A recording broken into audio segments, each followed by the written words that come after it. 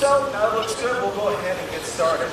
Now what you guys see before you are known as North American alligators. Now North American alligators can be found from the southern part of North Carolina all the way down to Florida and as far west as Texas. Now, American alligators grow about a foot every single year they're born. So a 2-foot gator is about 2 years old, a 3-foot gator is about 3 years old, and so on. Now with that being said, alligators do tend to slow down the rate at which they do grow, around 7 or 8 years old. So after about 7 or 8, they start growing about an inch every year, so they don't get as big as you may think. Now adult male alligators can reach a length of around 15 feet, weighing anywhere between 800 and 1,200 pounds, while the females can be a lot smaller, about 9 feet, weighing anywhere between 600 and 700 pounds. So you can actually tell the difference between male and female. That's a big trout.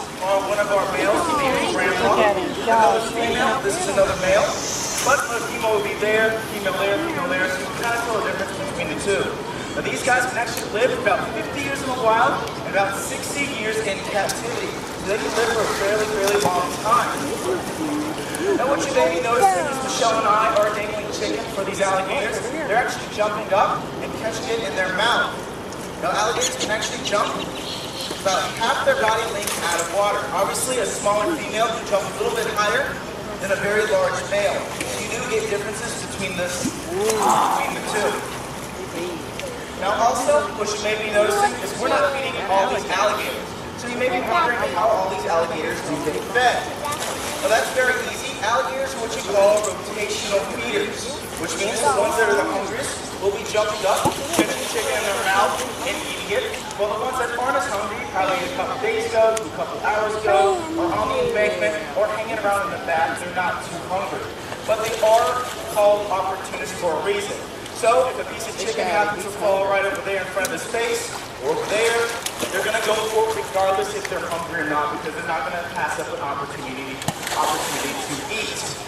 Now you may be wondering how Michelle and I aren't choking these alligators. Obviously, we're dangling it and then throwing it directly into their throat, so how come they're not choking?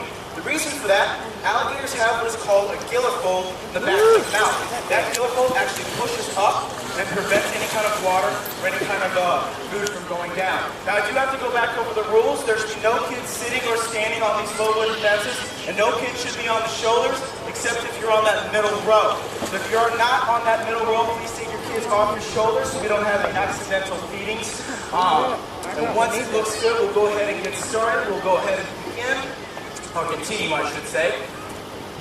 Now that gillar fold prevents them from any kind of food or any kind of other water going down their throat. So they can actually have their mouth open underwater and not worry about drowning, which is very good for these animals,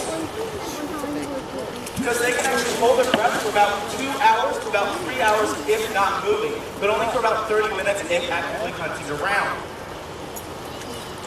Now also, the cool thing about these guys, you may hear a slight popping sound when Michelle and I are throwing chicken into the mouth.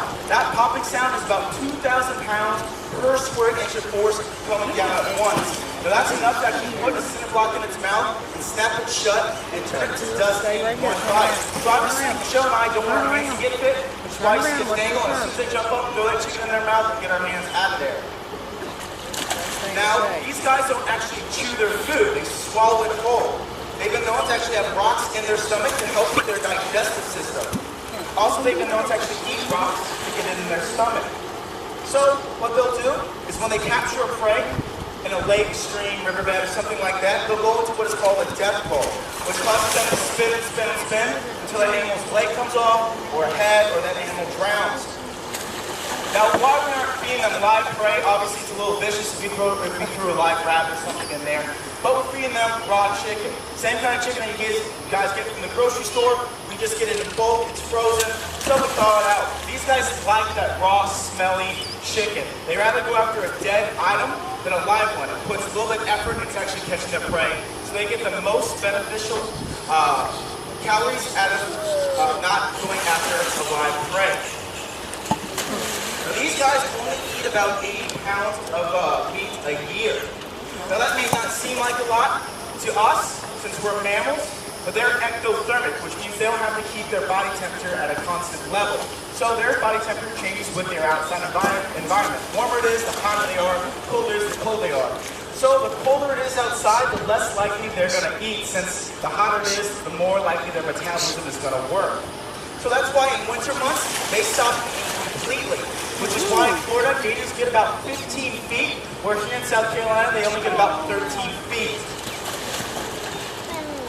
Now, the cool thing about alligators, too, there are several differences between them and crocodiles. Now, alligators have a broad snout. Crocodiles have more of a pointy, slender snout. Alligators are freshwater. Crocodiles are saltwater. Alligators are instinctively afraid of humans, whereas crocodiles have been known to actually hunt down and kill humans. Now, with that being said, after an alligator has been hand-fed by humans, which is what Q Michelle are doing, they lose that fear, which is why we can't release these guys back in the wild. So they're going to be with us for the remainder of their life. Now I'm down to my last 2 pieces of chicken. I'm going to see if I can get some good jumpers. I want y'all to listen for that popping sound, that 2,000 pounds per square inch. There's one right there.